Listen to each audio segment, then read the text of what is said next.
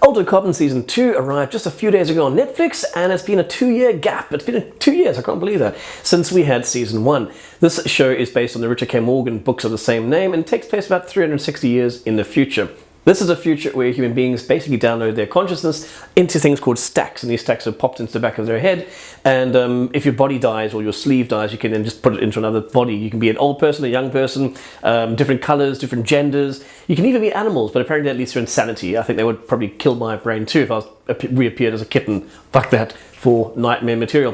Anyway, so this takes place 30 years after the events of Season 1. I'm not going to go into that because it's a whole long story for Season 1, so hopefully you've watched it.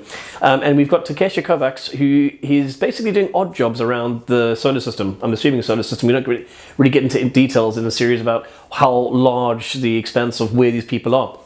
So he's been pottering around with his butler, I suppose you could even call him that, and Poe. Poe, of course, is the AI from the hotel that was kind of like the base of where everything took place in Season 1. So Season 2, we've got him, which is weird, because I actually thought that Poe died at the end of Season 1. He was corrupted and looked like he disappeared, but no, he's still around.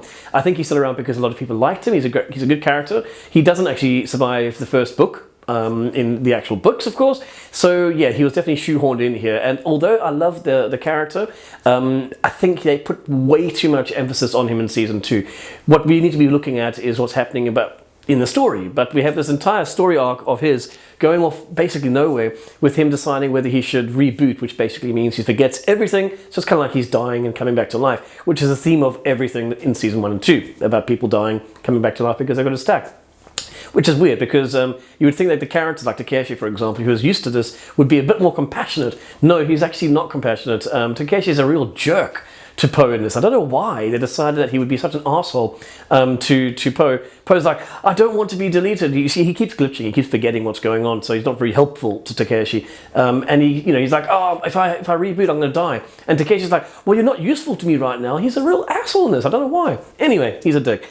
So Season 2 takes place, as I mentioned, 30 years in the future, and Kovacs has basically been hired to be a bodyguard for a very, very rich guy. These guys, of course, are called meth. We've encountered them in Season 1, not the drug. These are based on the old biblical character, meth or something or other, who lives to 969. So, so Season 2 starts, and we get him downloaded into a new body, as we've seen, Anthony Mackie. And this body is a tech body, I suppose, like a military body, because he can he's got magnets in his hands, so he can grab guns and they can fly into his hands. He has a whole bunch of new skills and stuff, which is quite fun to watch. It makes him a real kick-ass character. I think the story in this is pretty damn good. I don't want to go into too many spoilers over here, but a lot of the events in Season 1 certainly lead up to Season 2.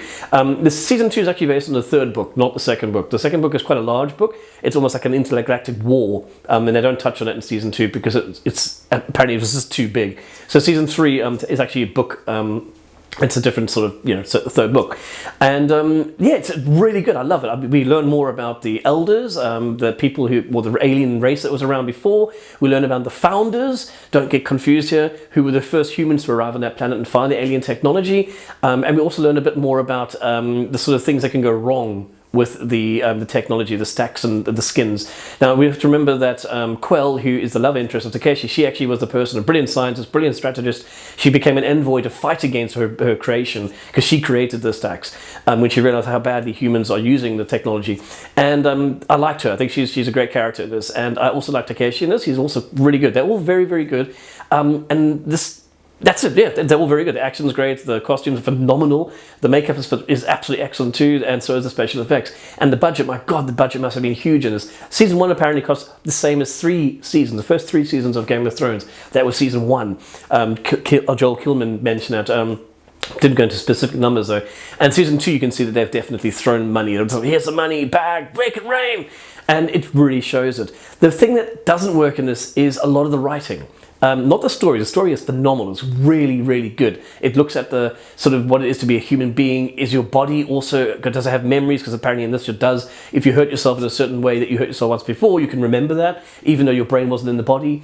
So it's got cool things like this. The problem is the interactions and the actual dialogue. The dialogue in this suffers in many, many ways. The way the characters talk to each other just doesn't feel real. I've heard that one before. everything is plot or narrative driven. So if I'm talking to somebody, it's not like, was the coffee nice? Because that's got nothing to do with the story. Everything is linear and it has to be about the story. There's also a lot of very cringe moments where I think the first time I really felt bad about this was the first episode where Kovacs is talking to one of the mess, who basically is a triad leader, he's an elder.